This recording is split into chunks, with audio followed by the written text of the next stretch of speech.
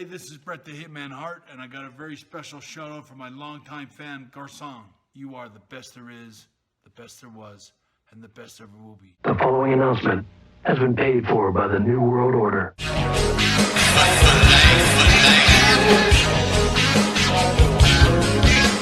Hey yo, champions.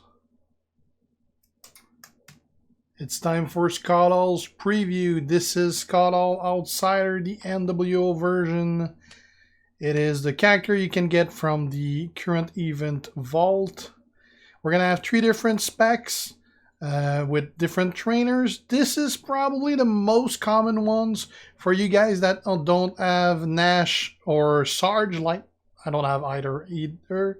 So this is a more probably general spec that people are going to be able to do. It is the black, purple, black. It is the finisher, which deals 17.6k damage and choose a 1x3 area to swap into black gems. It costs 10. The discus spot punch, which costs 7, purple move. It deals 12k damage and destroy 3 random black gems. The abdominal stretch, that is a 9 MP submission black, generates 7 random submission gems and do 4.3k damage for 3 turns while submission gems are on the gem board. Remaining sub gem turn into row break gems. Not using the red, and purple. Now, trainers for this spec. It is Xavier Woods to start with 4 more purple moves, purple move points. And Finn Balor's tracker, which makes move that destroy black gems will destroy 5 more black gems. Now keep in mind, if you don't have Balor, you can use a Powerhouse Braun Strowman, which has the exact same bonus. So this makes the purple move destroy 8 randoms instead of 3. And pretty much everyone should have Braun Strowman.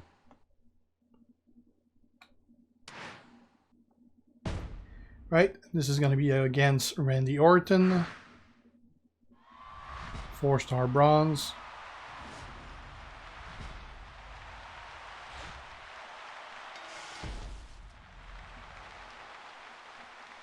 Alright, so first round he's getting that purple.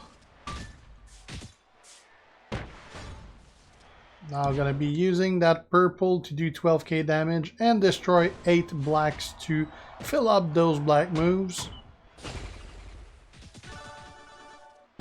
There you go, both black moves are ready to go for the next turn. Obviously using the sub first. That's going to take care of some of his MP, and obviously all those remaining are going to be row break gems.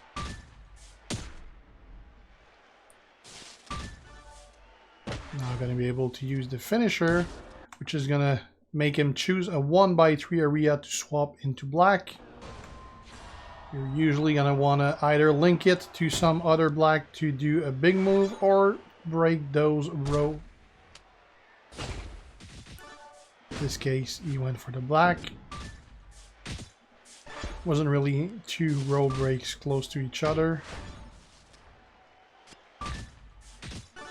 Now he's going to have both black moves ready to go on the next turn again. Going to get that submission out. Orton's still not going to be able to do his moves. Now, since this is the second time that you're doing it, that means you're starting to have quite a bit of row gems on the board. And now if he uses a finisher, he does have 2 that are linked to each other. And he's using it. There you go. Plus they were close to other blacks. That refilled his purple. I don't think he's going to kick out of that.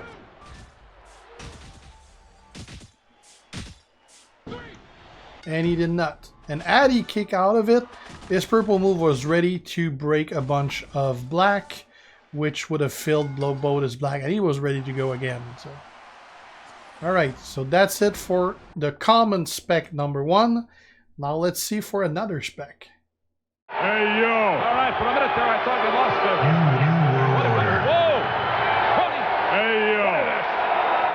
Alright, second spec for Scott Hall. This time is going to be against Jimmy. I'm keeping my favorite one for the end. This one is going to be using the black, red, purple. Black move being the finisher that deals 17.6k damage and choose a 1/3 area to swap into black. The red fall away slam for 8 MP, which deal 14.2k damage and make 5 random gems into black gems. And the toothpick flick purple move that costs a single MP, which means you can use it every freaking turn. That deals 2.5k damage and make 2 random gems into row break gems.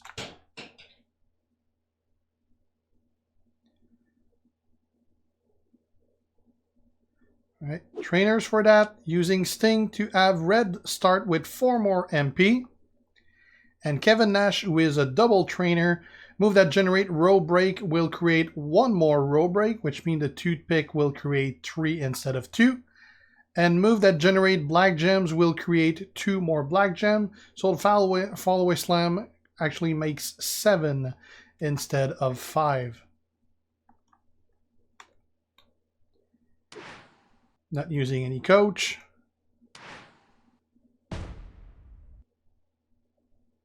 Again, this is going to be against Jimmy. Could have used coach like Elias or X-Pac, or even it is Shawn Michaels, I believe, purple.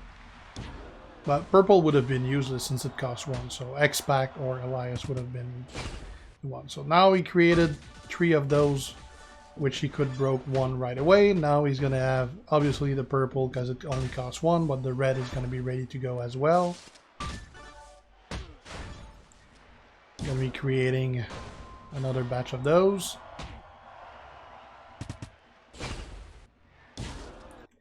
Now fall away slam, which is going to make 7 random gems into black.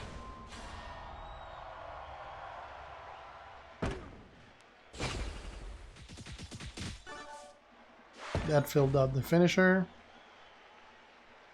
Now he's going to use it. Unfortunately, there's none of those row gems that are on top of each other, so he can't use it for that. Still going to get 1 from there, linking to 2 blacks.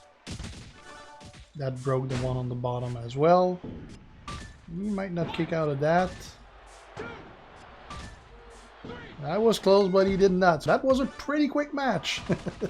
If you have Kevin Nash, definitely a great spec. So let's have a look at my favorite one now. All hail the outsiders. All right, let's have a look at the third spec. Still 4-star bronze. This one is going to be black, black, purple. This is the black finisher that deals 17.6k damage and choose a 1/3 area to swap into black. The abdominal stretch, which is a submission that generates 7 random sub gems and do 4.3 damage, 4.3k damage for 3 turns, while subs gem are on the board. Remaining sub gem turn into row break gems, and the toothpick flick, which deal 2.5k damage and make 2 random gems into row break. Not using the red, purple, red. Although it's good to mention, it wasn't used in any of the spec, but the red slaps deals 3k damage and steal up to 2 MP from each of your opponent black move. So if you were to use like black, black, red maybe, but I really like best the 3 spec that we saw than one using the steel black, but again, that's one way to annoy people, but there's not that many big black users that are used, at least for feuds. Trainers. We got Bray Wyatt to have black move start with 4 more MP. Again, there's no need for purple because it only costs a single MP.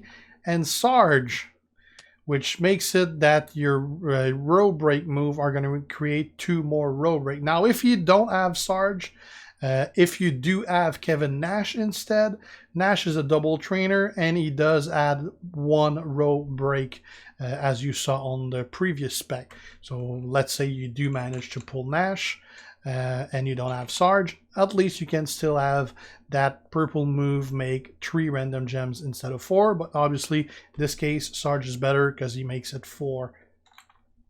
No need really for any coaches, although in this case, Elias could be an ID.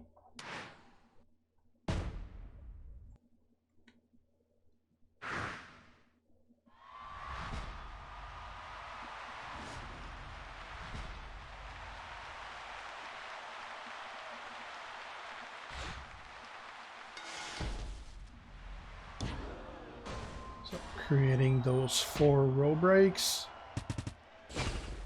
Now going for that black. This is how having Elias would have been handy. If he did, he would have had both moves ready. But anyway, not that big of a deal, because even though both blacks are ready, you're obviously going to use the submission first, which means your other move is going to be ready on the next turn anyway. So there's no real need for Elias there. There is if it goes for many, many rounds, because then it's going to help for the next times, but it's not a must. I create more row breaks. Now there's a lot of row breaks on the board. With these 4, that's quite a bit. Now he can use this finisher, which is going to make him choose a 1x3 area. He can actually select 3 of those gems. Now he only picked 2 there. Although with that cascade, he broke every single one of them. That's 116k, and there's no friggin' way he's kicking out of that. And that's over. So this is why it's my favorite spec. Unfortunately, I do not have Sarge. And, well, for that matter, I don't have Scott either yet. And I don't have Nash. So, alright, so that's it for Scott Hall. Thanks for watching. If you're not already a sub, make sure to do so to be kept aware when I post new stuff. If you have any questions, ask them. And if you like the video, leave a like and share. See you guys. G out.